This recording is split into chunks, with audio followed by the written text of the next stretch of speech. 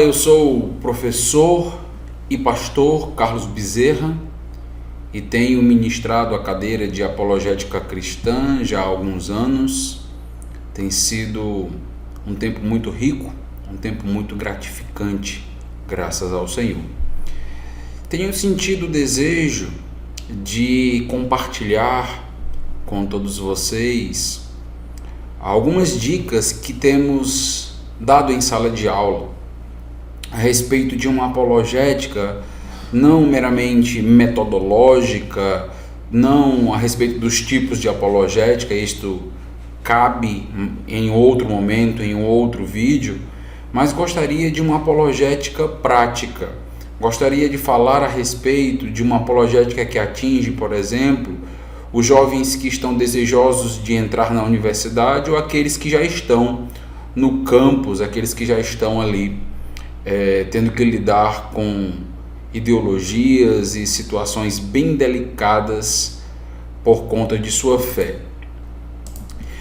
Uma pergunta que sempre é levantada, uma pergunta que sempre surge quando eu estou falando de apologética é como nós devemos nos portar na universidade, principalmente em sala de aula, quando estivermos lidando com professores que hostilizam a nossa fé, professores que acabam até mesmo debochando daquilo que cremos e daquilo que faz todo sentido para nós. Como lidar com esses professores? Eu gostaria de trazer dicas, são dicas básicas, mas importantes para um convívio e para uma maturidade dentro do campus estudantil, dentro da universidade. Então, a primeira dica é a seguinte: silêncio não pode ser confundido com covardia. Muitos acreditam que se o professor estiver atacando a fé e eu não me levantar e não defender o cristianismo com toda a minha força, com todo o meu empenho, eu na realidade serei um desertor da fé. Eu estarei dando um péssimo testemunho para aqueles que vão estar ali comigo em sala de aula.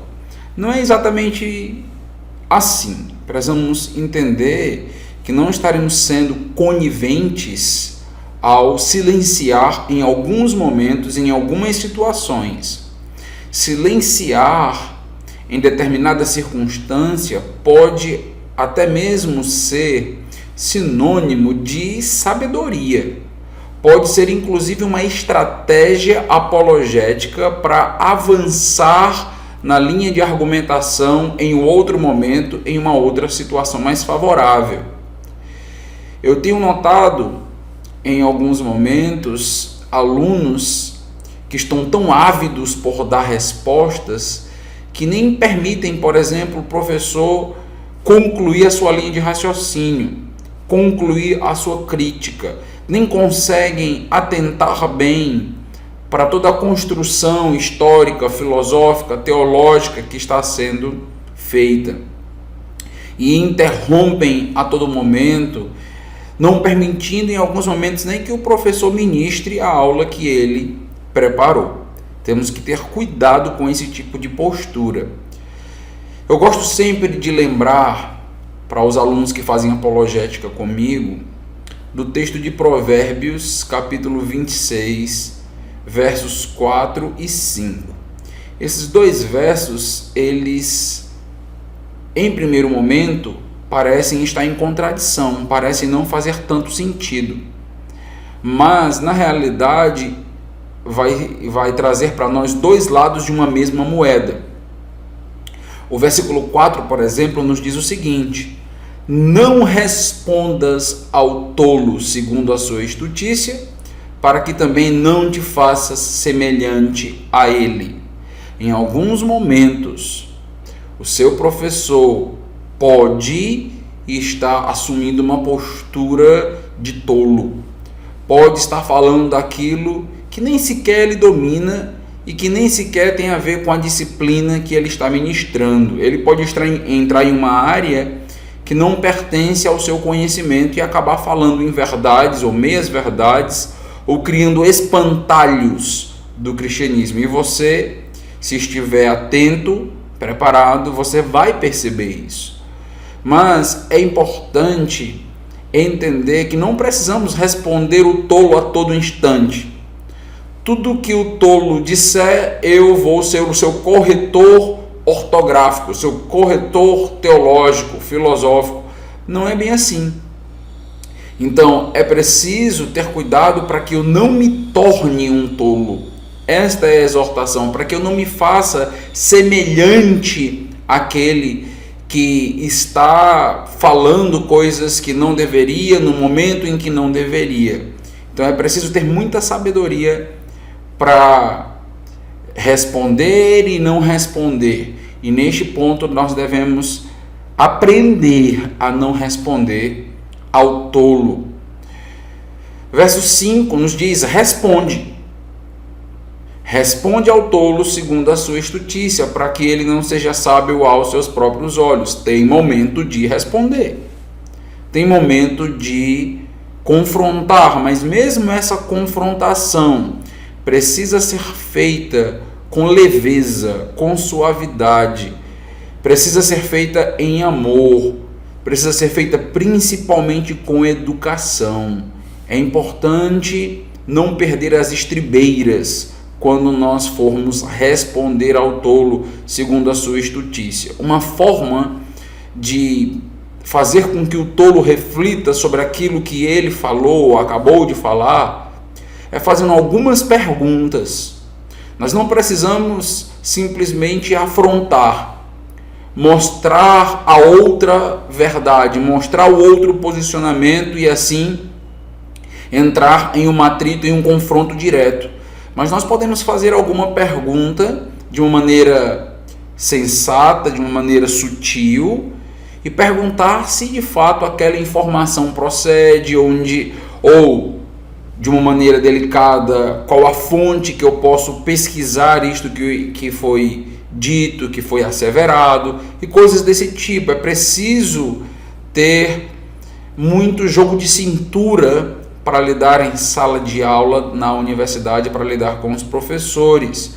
Mas em alguns momentos nós precisamos mostrar que o professor está se equivocando, principalmente quando ele usar do seu conhecimento ou do seu cargo para humilhar, para então impor a sua ideia, para que ele não acredite que acabou de destruir 2000 anos de história do cristianismo com um pensamento. É importante então mostrar para ele que o cristianismo é bem mais complexo e que ele de fato tem sido superficial naquilo que ele tem colocado, que ele tem afirmado, e que talvez mais algumas literaturas possam ajudar. Mas dizer isso desta forma cria contenda. Precisamos dizer isso e procurar dizer isso de uma maneira agradável. Palavra temperada com sal, para sabermos responder a cada um que nos questiona, que nos pergunta e assim por diante. Essa deve ser a nossa meta.